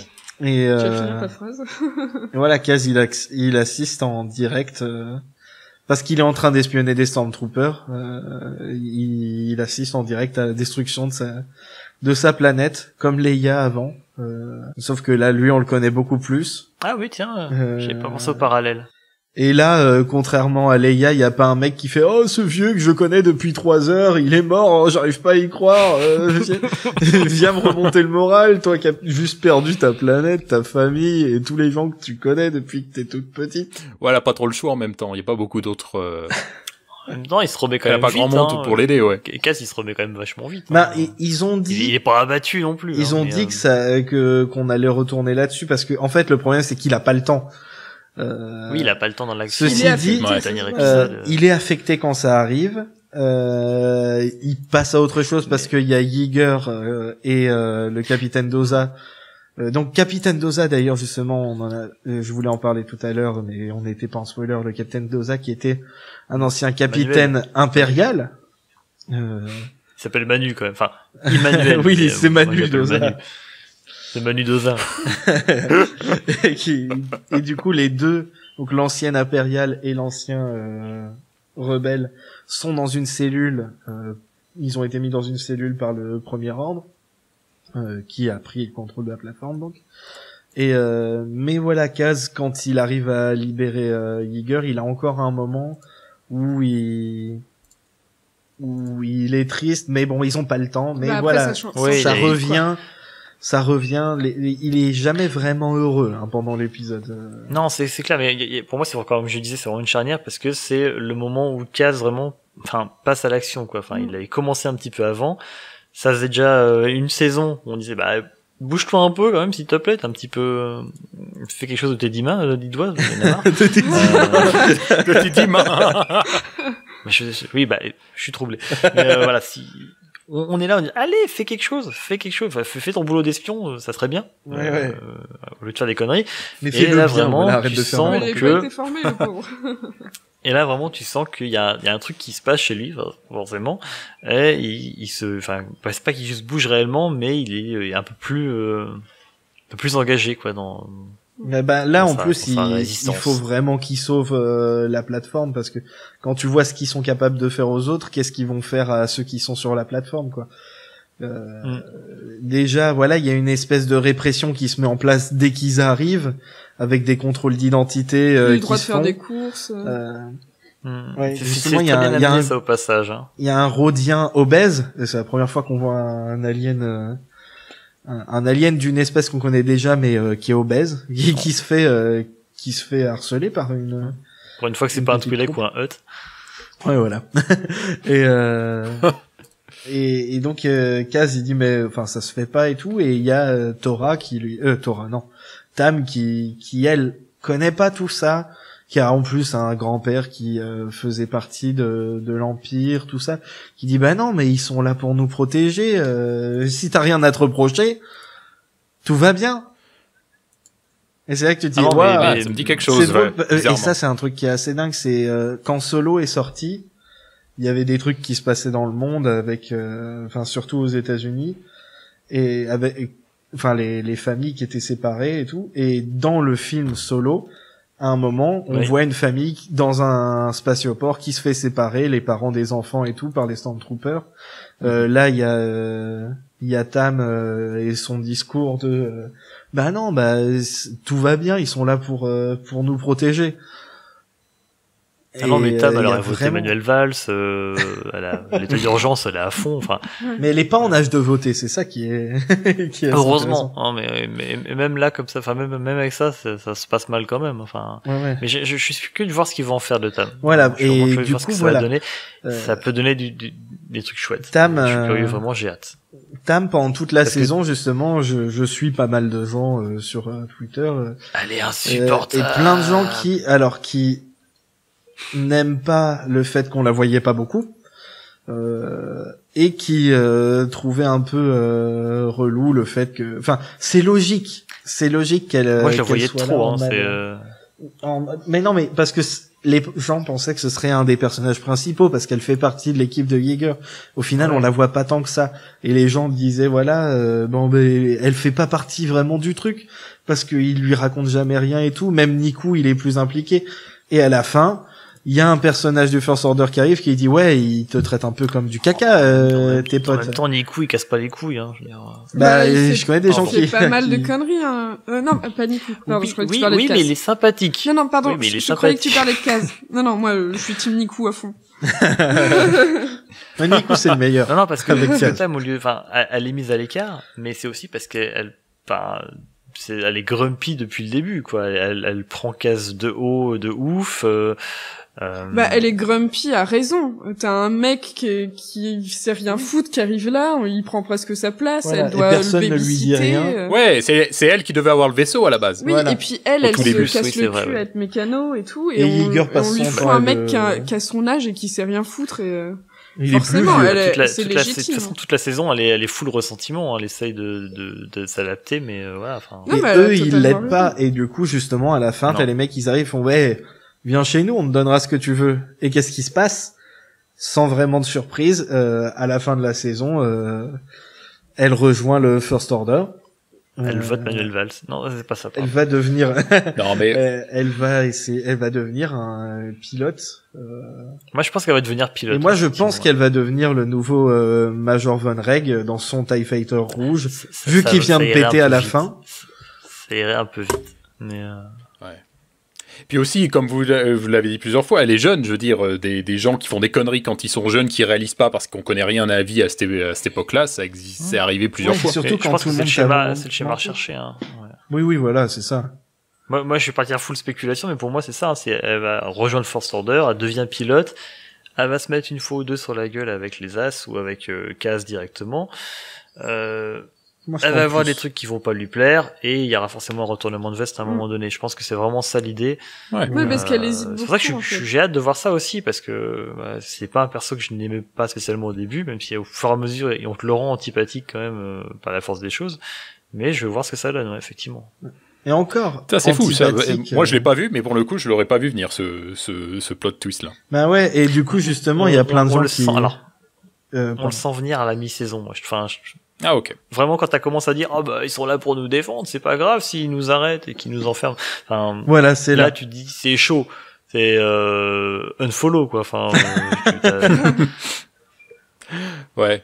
Bah c'est aussi je pensais pas enfin c'est vrai que pour le coup ça me semblait être un personnage assez important, je pensais pas qu'ils mettraient ça dans une série pour les enfants quoi. Oui non mais il y a plein de personnages comme ça va chez les méchants, c'est quand même c'est pas révolutionnaire mais c'est courageux quoi. Mais parce que c'est pas présenté comme ça, c'est présenté par une nana qui la manipule vraiment, qui prend son côté, qui fait moi je sais ce que tu ressens. Enfin, les mecs ils te mentent, ils te mettent en danger depuis le début parce qu'ils font des manigances avec la résistance. Faut savoir que dans cette partie-là de la galaxie ou au moins sur cette plateforme, pour eux la résistance c'est genre des terroristes quoi, c'est des renégats qui foutent la merde, qui sont hors la loi, etc.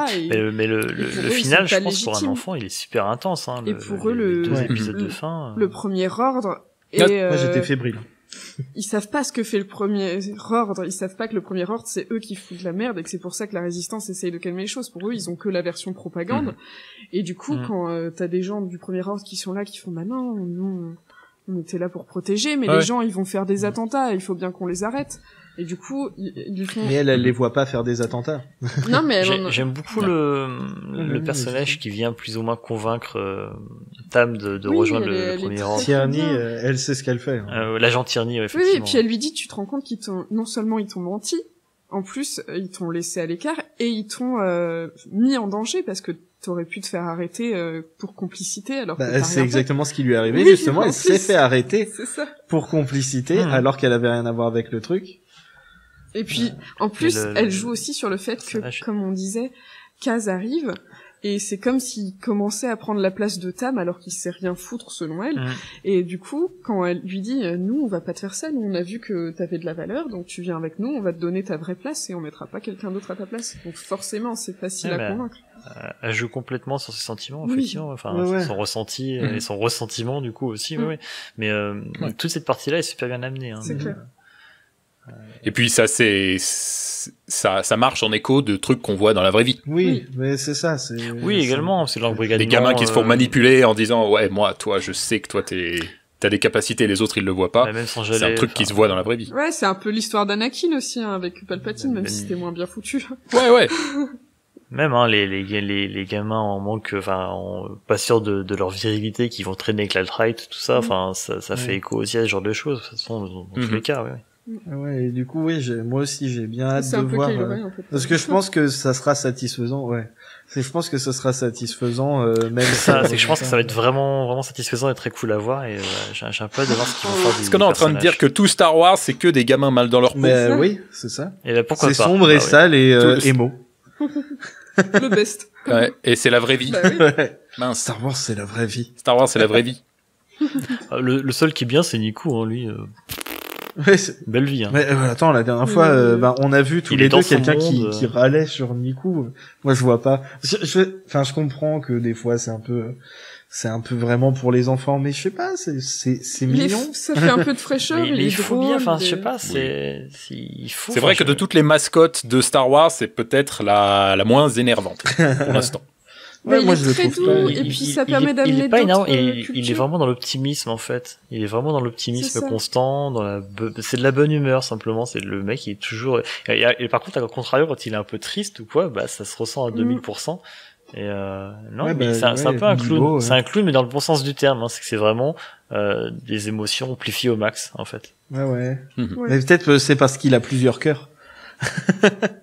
Peut-être bien. Oui, puis voilà. Alors, tant qu'on parle un peu de l'aspect humour et tout, alors, moi, quand j'ai vu le premier épisode, j'ai vraiment ça m'a vraiment impressionné. J'avais vraiment peur, justement, de cet aspect série pour enfants avec de l'humour qui finirait par être vraiment embêtant. Là, le premier épisode ça m'a soufflé. J'ai trouvé qu'il y avait la touche Star Wars. Oui. Il y avait des moments rigolos où vraiment je me suis marré, mais c'était pas envahissant. C'était super bien équilibré. J'étais vraiment hypé à fond. En fait, après, quand ça avançait un peu plus, c'est vrai que je trouvais que Kaz commençait à avoir ce côté personnage maladroit, qui est des fois un petit peu trop intense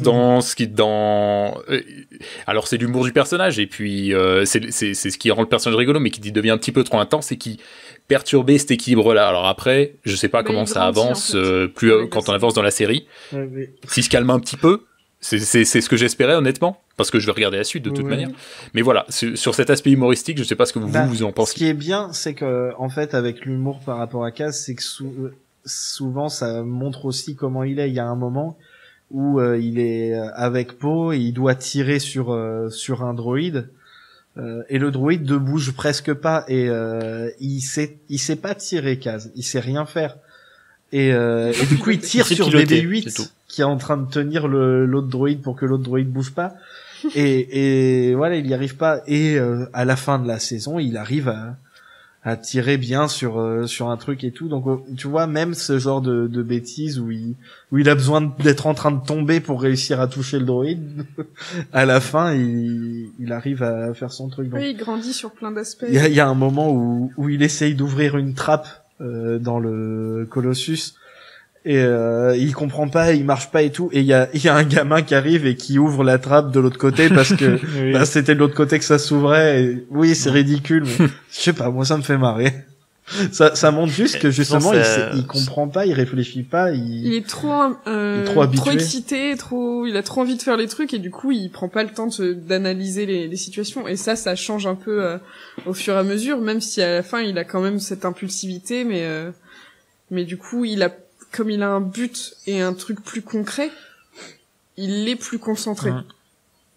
Au début, il sait pas ce qu'il doit faire, donc il est un peu fou. C'est un gamin qui joue, quoi. Je vais jouer aux espions.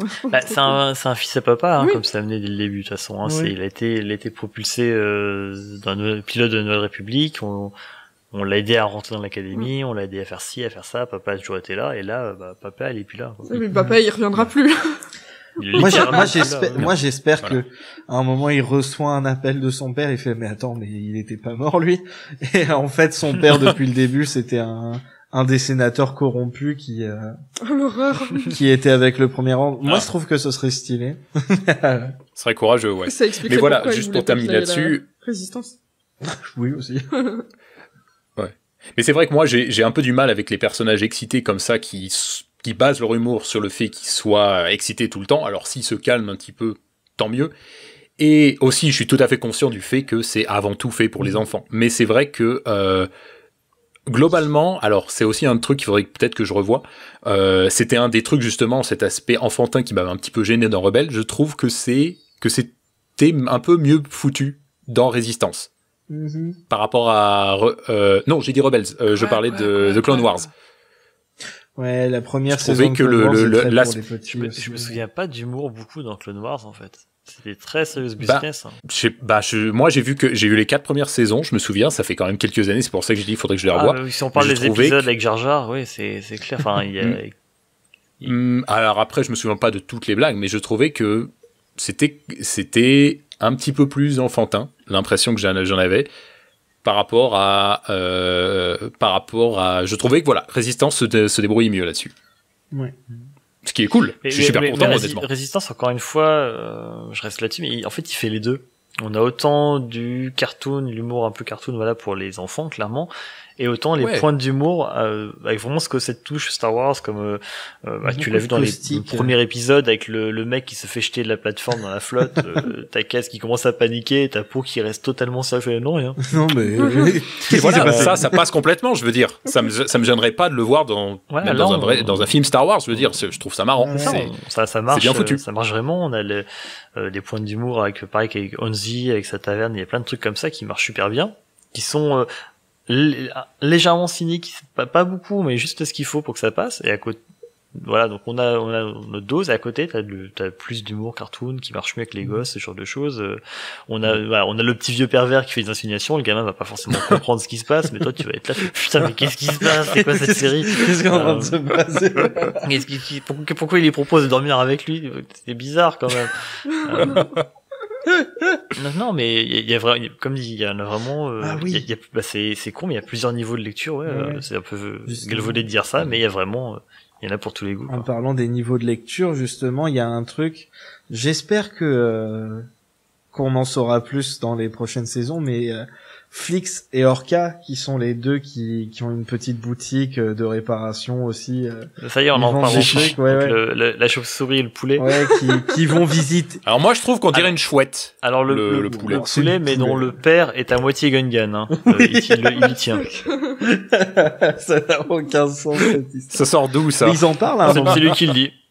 Ah, mais ton père, on sait tous qu'il est à moitié Gungan. Quoi? Mais non, mais pas du tout. Et justement, comment ils font mais vous étiez où là? Oh bah on était partis en week-end chez ma mère, ensemble, tous les deux, parce qu'on est mariés. Enfin, mais c'est clairement un vieux couple en fait, les deux. Ouais, c'est ça. Et ils marchent tellement bien. Ils sont rigolos, ouais. Et puis ils marchent bien. Poulet, il faisait penser, il nous rappelait, c'est Grushkov qui me l'a évoqué au début, mais il nous rappelait tous les deux. Je sais pas si vous avez vu Brooklyn Nine-Nine. Ouais. Le mari de Holt. Kevin. Ouais, je vois, ouais. C'est un peu ça. Ouais, c'est ça, c'est avec très ouais, sérieux. Il y a quelque chose, ouais. Bon, il sait faire des blagues aussi. Le côté un peu raffiné. Et d'ailleurs, on les voit dans l'épisode. Non, c'est pas joli. Dans l'épisode final, on les voit, ils sont en train de se cacher. Ils se cachent dans une caisse pour échapper au premier ordre. Mais qu'est-ce que tu crois qu'on fait là? On attend qu'ils virent notre caisse, et comme ça, on ira chez ma mère. Dis vraiment ça? Oui. Non, ils sont très très cool. C'est vrai qu'ils marchent très bien. Ouais. Je trouve qu'on les voit pas assez, mais quand on les voit, c'est drôle. À un moment, ils laissent les clés de la boutique à Kaz, et c'est une catastrophe, évidemment. Bon, là, je re-regarde l'image, je trouve vraiment qu'on dirait une chouette plutôt qu'un poulet. Mais regarde, il y a le petit truc, là, sous le bec de poulet. Ouais, mais il a... Ah ouais, non, c'est vrai, effectivement. Mais c'est les grands yeux, comme ça, là, les grands yeux de chouette et le bec un peu croche. C'est ses lunettes, en fait. Oui, mais même. Oui, d'accord. Il a quand même des grandes pattes, des longues... Ah, effectivement, ouais. Non, il y a de ça, ouais. Mais c'est effectivement, j'avais pas remarqué les petits trucs autour du bec, là, qui pendouillent. Après, il a des antennes, bon, voilà. C'est pas un vrai poulet. C'est De toute façon, c'est ni un poulet ni une chouette de toute manière. C'est Voilà, comme Orca, c'est pas. Alors, apparemment, il s'était basé sur les premiers concept art de Ralph McQuarrie pour les Ewoks pour faire Flix. J'ai vu trop ça bien. hier. Un gozo, ça s'appelle, ou un gozo. Ouais. Et du coup, il voulait, Ouais. enfin, les Ewoks auraient pu ressembler à ça, quoi. Excellent. Ah, c'était Ouais. ça. J'aurais préféré, je crois. Mais ils étaient flippants. Oui, c'est clairement un truc qu'il faut pas qu'on voit en live. J'espère. Donc voilà, et aussi à la fin, pour échapper au First Order, donc Kaz a l'idée de submerger le Colossus. Comme ça, ils inondent la plateforme. Enfin, ils inondent certains niveaux où il y a des Stormtroopers et ils vident tout. Et ensuite, grâce à un twist qu'on pouvait voir venir ou pas. Moi, je l'ai pas vu venir, hein, vraiment. Moi, je l'avais vu venir, mais je suivais aussi une chaîne YouTube américaine qui lui était à fond pour ce truc-là, et du coup, à la fin, on découvre que le Colossus, en fait, c'est une station spatiale, en fait, à la base.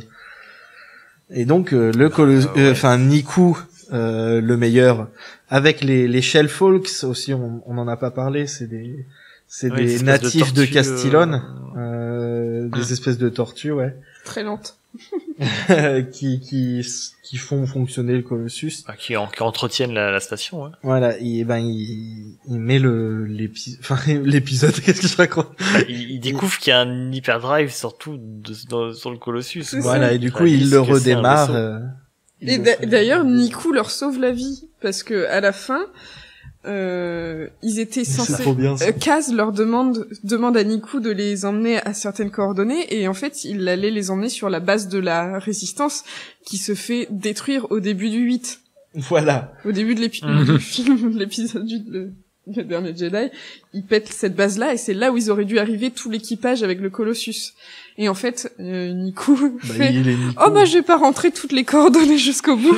Et du coup, ils savent pas où ils vont à la fin, mais Niku leur a sauvé la vie. Voilà, il passe en hyperespace, mais ils savent pas où. Du coup, le final est fou, oui, parce qu'on a d'une part le First Order qui s'enfuit, ce qui reste du First Order qui s'enfuit avec Tam, qui quitte la station. Et en parallèle de ça, par contre, il y a un destroyer qui débarque. Ouais, c'était trop bien. Oh, c'était magnifique, c'était super. Et donc, forcément, on a le Colossus qui sort de l'eau. Alors, les plans, pareil, c'est fou, hein, c'est magnifique. On a le Colossus qui sort de l'eau et qui s'échappe, alors tout doucement, au début, effectivement, qui essaie d'échapper à ce destroyer qui commence déjà à tirer dessus. On a les As qui rentrent en scène aussi, parce que des TIE Fighters. Enfin, on a vraiment un final qui... Ouais, les pirates qui arrivent aussi, effectivement. Ils viennent protéger le Colossus. C'est top. Et d'ailleurs, les pirates qui rejoignent le Colossus. Oui. Ça aussi, ça va être ouf, parce que du coup, ça fait je sais pas combien de temps, mais que les deux se mettent sur la tronche depuis, sûrement depuis des années même, peut-être. Donc, là, qu'est-ce que ça va donner? Qu'est-ce qu'on va voir comme alchimie entre les deux? Est-ce que Synara va faire la passerelle entre les deux? Enfin, j'ai hâte de voir ce que ça va donner aussi, mais voilà, ce final est fou. On a les pirates qui arrivent, le premier ordre qui débarque avec un destroyer, il y a les TIE Fighters, il y a ce Colossus qui sort de l'eau qui est magnifique, il y a les As qui rejoignent la mêlée. On a un final, la série a un final de fou, quoi. Moi, je m'attendais pas à un tel truc pour la saison 1. Encore une fois, on a dit, ça a démarré doucement et là, c'est parti très fort sur la fin. Même on en avait parlé rapidement, le trailer de mi-saison me vendait pas ça, hein. Je m'attendais pas à ça. Ouais, non, je m'attendais vraiment à ce qu'on aille juste je m'attendais à ce qu'on aille vraiment, voilà, le raccord avec l'épisode 7 et point barre, hein, mais vraiment là, aller jusque là et avoir ce final de fou, qui se termine en passant l'hyperdrive, sur une super image. Enfin, c'est super, c'est trop cool. C'est vraiment très très cool comme fin de saison. Ouais, c'était très bien.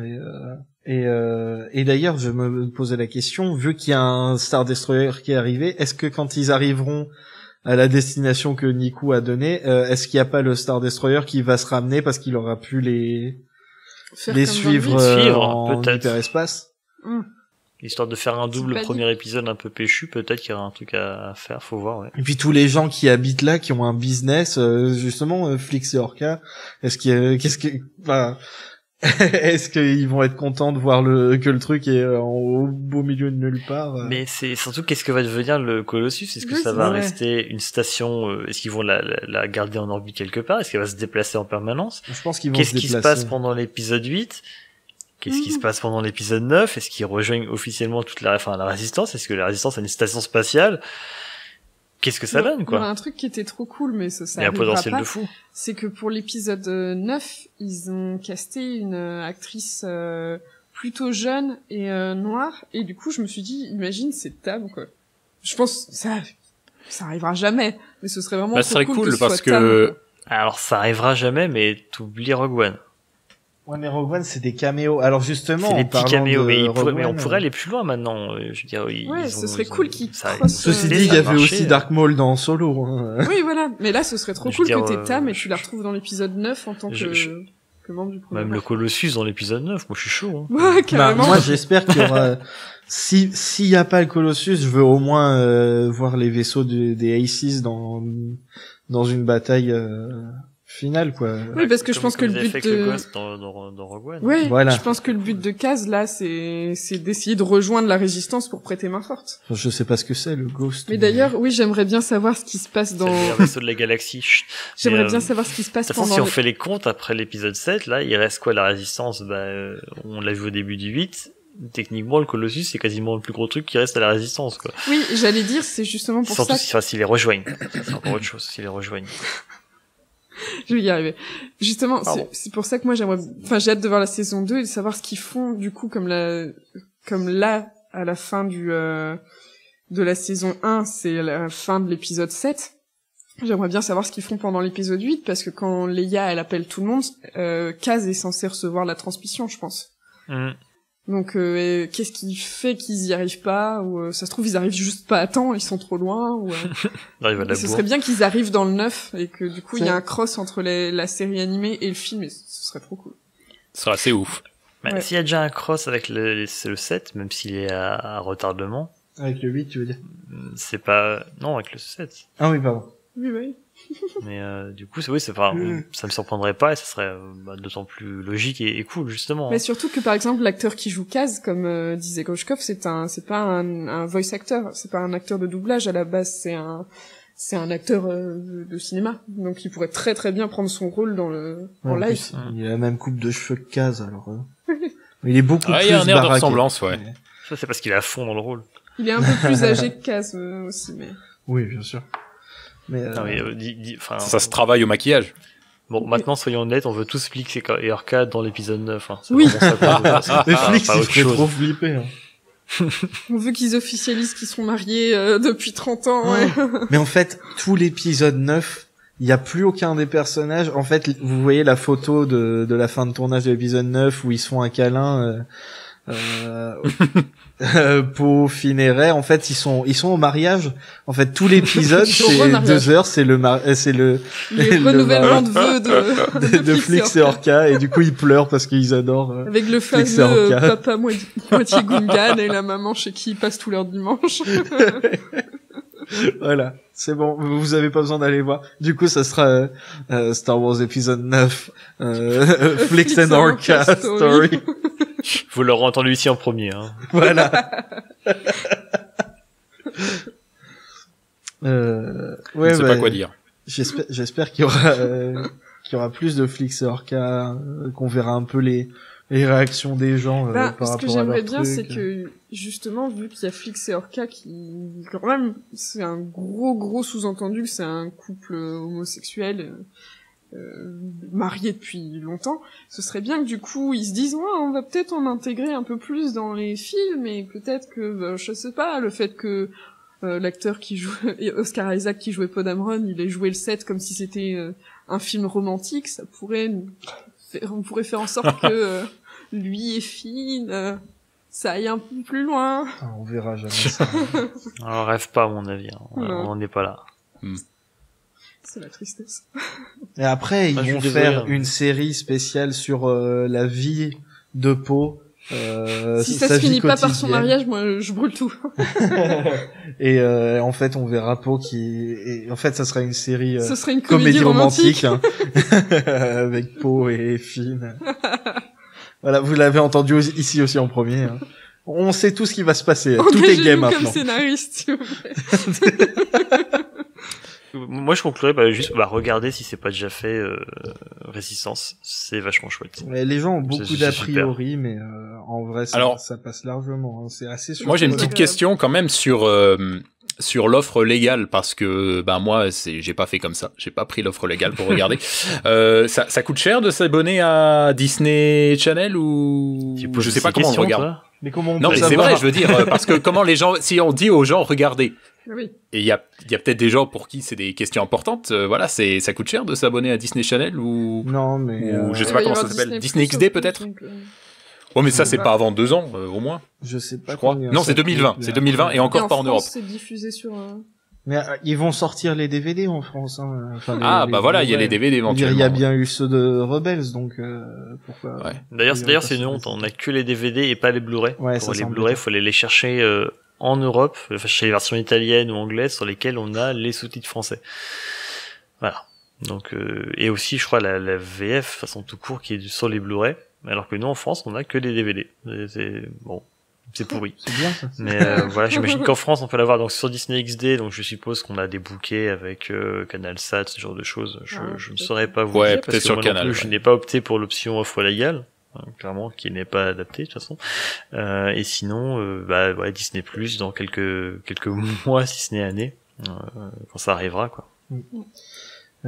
Pour le reste, vous pouvez retrouver le podcast sur Twitter @fauconpod. Sur Facebook, quand on poste des trucs dessus. Sur YouTube, j'ai recommencé à alimenter. Oui, voilà, on rattrape le retard. Ouais. Ça fait 3 vues par épisode, donc si vous voulez nous mettre plus de vues, c'est gentil, c'est juste les mêmes épisodes. Hein, mais... Ouais. Mais de toute façon, on est sur 150 000 chaînes de plateformes de streaming, donc vous pouvez bien nous trouver quelque part. Voilà. S'ils nous écoutent, c'est qu'ils nous ont trouvés. Oui, c'est ça. Et pour 10 heures, on est en train de regarder, parce que je sais qu'il y a quelqu'un qui a demandé pour 10 heures sur Twitter. Personne lui a répondu.